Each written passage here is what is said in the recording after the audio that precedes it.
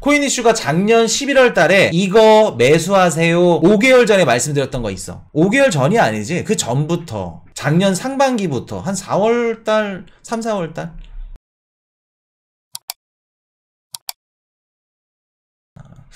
저는 최근에 또 우리 전세계 자산시장 통화에 또 환율에 영향을 줬던 게 일본입니다. 엔화예요. 이번에 BOJ 총리가 다시 새로 들어왔어. 우에다 가즈오라고 이제 우리 구로다 총리가 이제 퇴임을 하고 그 자리에 이제 우에다 가즈오가 새로 들어왔는데 4월 11일 열흘 전에 이런 얘기를 합니다. BOJ 총리가 당분간 YCC를 유지하는 게 적절할 것 같습니다. 라는 얘기를 합니다. 지금 우리 일본의 통화정책, 완화정책을 계속해서 유지할 거예요. 라는 얘기를 하는데 얘네들이랑 똑같은 말, 비슷한 말이 있어. 누굴까? 우에다 가지고 여기 속 안에는 용이 한 3마리 살아. 막 용이 꿈틀꿈틀 거려. 자, 이 얘기와 같은 맥락의 얘기가 뭐냐면 우리 제롬 파월 연준 의장부터 시작해서 연준에 있는 의원들이 뭐라고 얘기를 하죠? 우리는 금리를 더 올려야 됩니다. 우리는 금리 인상해야 돼요. 아직 물가 안 잡혔잖아요. 금리 올릴 겁니다. 금리 올려야 돼요. 라는 얘기와 일본 YCC 유지할 겁니다. 지금 통화 완화 정책 하는 거 유지할 겁니다. 똑같은 맥락이에요. 연준은 금리를 올리고 싶지 않아. 안 올려도 돼. 그리고 내려도 돼, 사실. 내리면 안 되겠죠. 금리를 더 올려도 되지 않는데 올릴 수밖에 없다 이런 식으로 얘기를 할 수밖에 없어. 왜? 안 올려도 올려야 한다고 해야 돼. 왜? 인플레이션, 물가 때문에. 물가가 올라갈 수 있으니까. 금리 안 올린대. 그러면 자산시장 상승하면서 어떻게 해요? 소비 늘어나고 물가 다시 한번 뜁니다. 그러면 요거 물가 때문이라도 하기 싫어도 한다고 해야 돼. 자, BOJ는 왜? 금리 YCC를 폐지하던가 완화하던가 그런 정책들은 일본이 금리를 올린다는 얘기입니다. 근데 금리를 올린다고 얘기를 못해. 왜? 왜 못할까? 일본이 금리를 올린대. 그러면 일본 내에 있는 기업들이 회사채를 발행해서 자본을 조달할 건데 회사채가 팔릴까? 자, 우리나라 일본 정부에서 일본 BOJ에서 금리 올릴 겁니다. 그럼 회사채를 투자하려고 했던 회사채 투자자들이 금리 올린대. 그러면 나중에 사면 좀 더 높은 회사채 이자를 받을 수 있는 채권이 나올 건데 지금 사지 말자. 회사들은 회사채를 발행해서 자본 조달이 안 돼. 첫 번째. 그리고 두 번째 뭐가 있을까?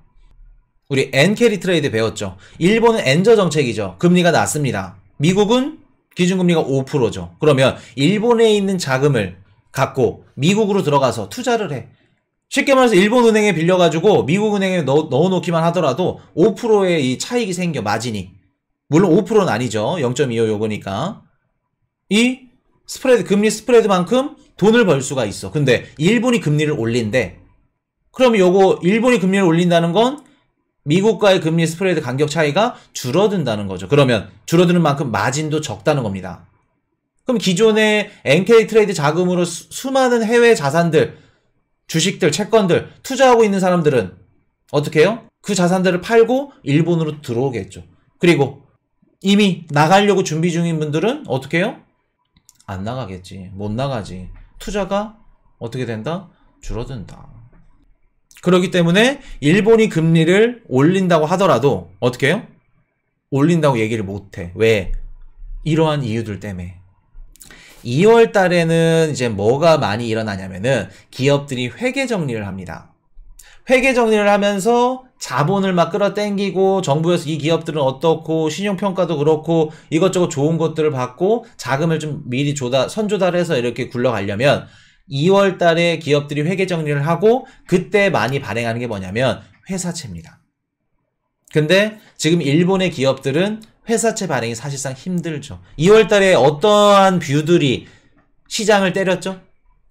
공매도 애들이 일본 엔화를 미친 듯이 때려. 그리고 월스트리트 저널이라던가 블룸버그 월가에서 일본은 무조건 금리 올릴 겁니다. 코인 이슈도 뭐라 그랬죠? 일본 우에다 가지고 이후 총리부터는 금리를 올릴 수밖에 없습니다. 올릴 겁니다.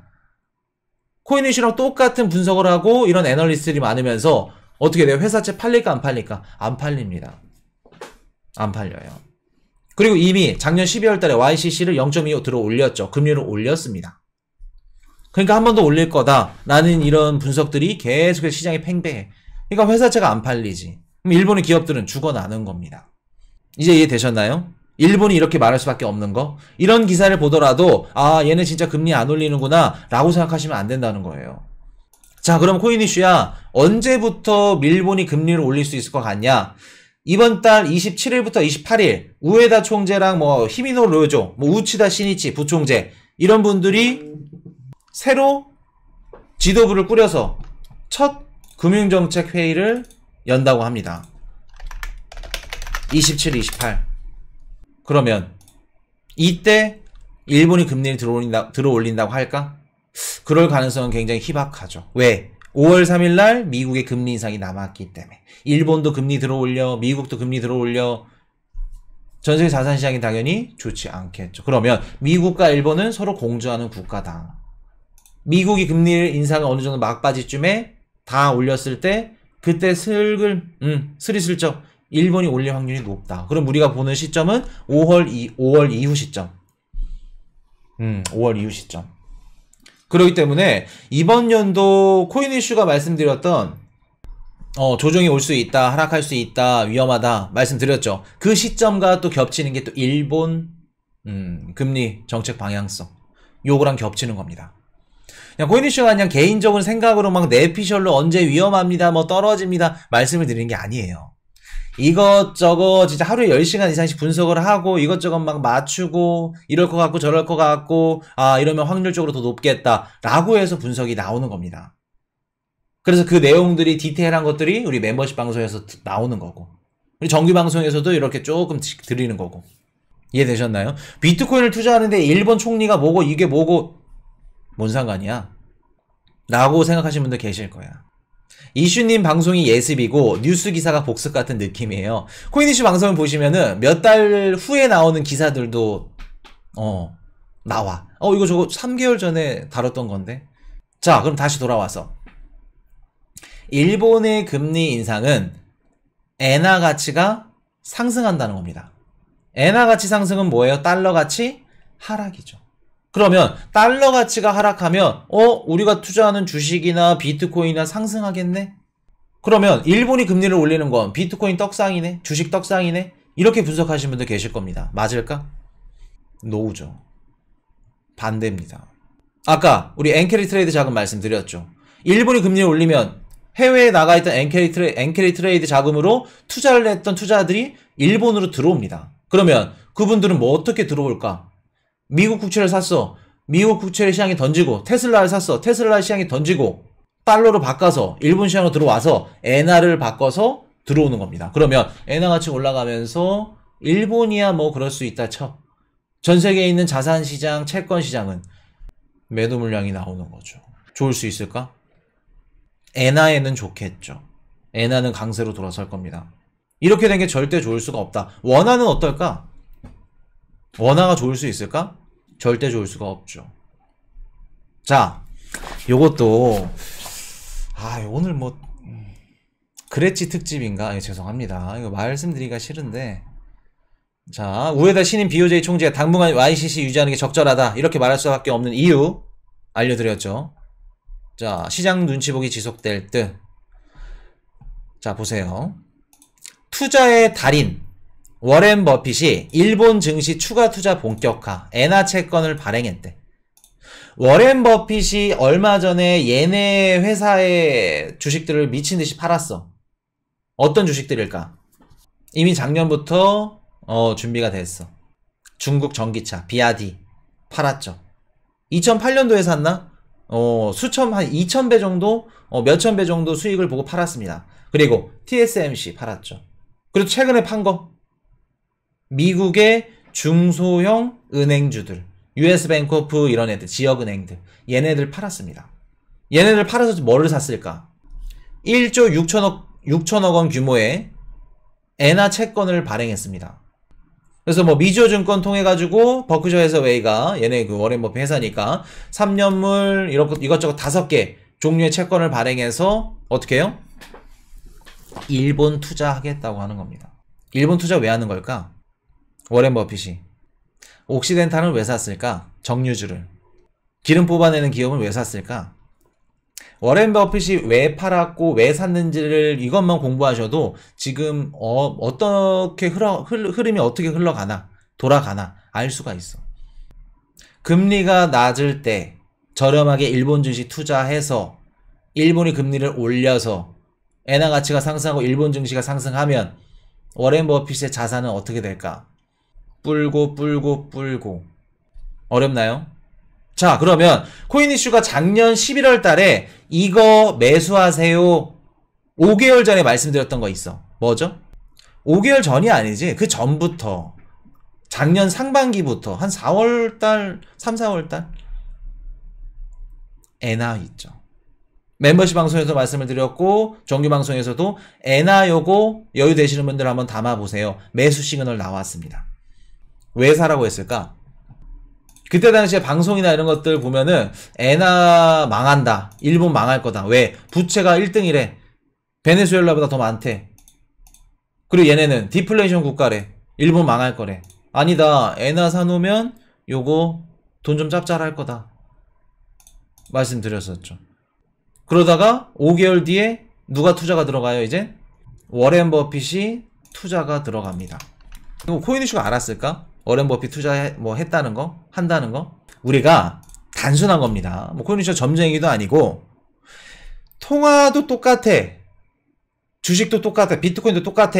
통화의 가치가 바닥이면 그 통화를 통한 주식이 됐던 아니면 뭐 증시가 됐던 뭐 그 통화를 됐던 바닥에서 주어서 누군가 투자가 들어가서 그 바닥이었던 가격을 올릴 수밖에 없습니다. 근데 그게 일본이야? 부채가 제일 많아? 디플레이션이야? 근데 미국과 공조하는 국가죠. 공조 프리미엄을 갖고 있죠. 그러면 워렌 버핏이 당연히 일본 증시에 채권 발행해서 도와줄 수 있고 동포천년은 다 알고 있음. 그리고 또 이번에 반도체 투자해주는데 누가 적극적으로 투자해줘요? 옛날에 한번 죽여놓고 지금 살짝 마데카솔 발라주면서 이렇게 살려주고 있어. 미국이 살려주고 있죠. 살려주고 있습니다.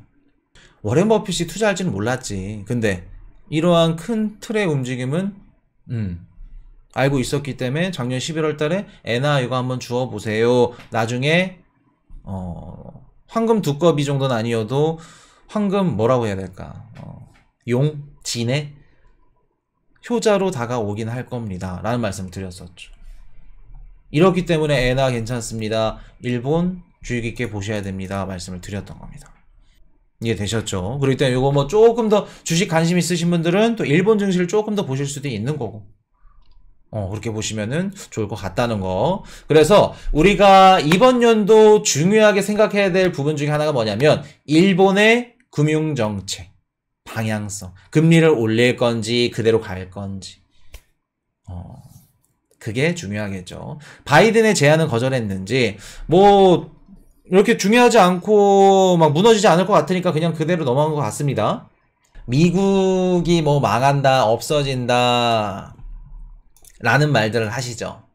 근데 미국이 망하기가 어려울 수밖에 없는 이유가 뭐냐면 미국 뒤에 누가 있어요? JP 모건, 워렌 버핏 이런 분들이 있습니다. 이런 분들이 굳건하게 지지대 역할을 해주고 있기 때문에 사실상 무너지기는 힘들다. 자, 오늘 마지막 가겠습니다. Hey, I got a confession. Been losing all momentum. Just because it's easy, that don't mean